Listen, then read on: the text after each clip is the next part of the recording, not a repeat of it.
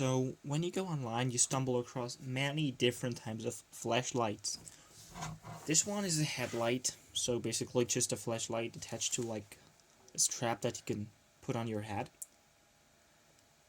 And most of these flashlights have Cree LEDs in them.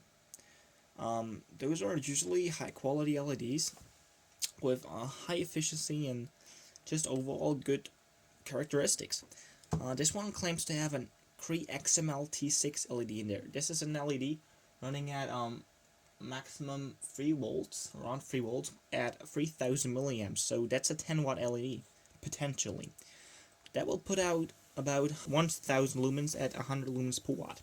So that's quite a good LED in there. And what usually happens with LEDs is that if you drive them at a lower current or lower power that they're rated at, they output more lumens per watt. And that usually leads to a more efficient LED. And most of the flashlights on the Chinese market feature Cree LEDs. Cree is an US-based manufacturer, and they produce among the most efficient LEDs on the whole market. This LED is pretty tiny. You can have a look inside. If it's driven at 10 watt, it will output 1000 lumens. But look at this thing, that's just a little bit of metal. This heatsink is not enough for a 5 watt LED, I would say. I mean, would be enough, but it will drive it at like 100 degrees Celsius or something. That's not good. So, we'll just have a look whether this flashlight really performs at its claimed 2000 lumens. I don't really think it will, because this LED might output 2000 lumens for around a few hundred hours, and probably a few minutes when it's cooled with such a heatsink.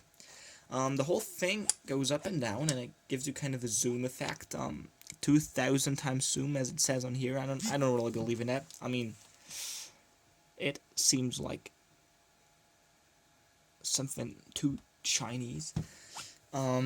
They at least give you the label, laser label, or caution, high luminous radiation, so you don't look inside a thing when it's zoomed like that, because it will just destroy your eyes, probably, even if it's just driven at 2 or 3 watts. That's a lot of lumens for your little eye. The whole thing comes with like a rubber back thing where you can put in 4 AA batteries. And I bought this flashlight because you can put in normal household batteries. Usually those flashlights require you to use 18650 batteries. And I know there are adapters from AAA batteries to 18650, but they don't fit in all of the flashlights. Plus, they have very low capacity. And AA's, I mean, you can get them everywhere. They got quite a high capacity for their size. You got multiple programs in here. You can press this button and it will go on. Full brightness. 50%. It will flash like a strobe. And that's basically it. Some of the other flashlights still have an SOS and 25% brightness mode, but you don't really need that, I think. So it seems like I don't have any completely charged up AA batteries.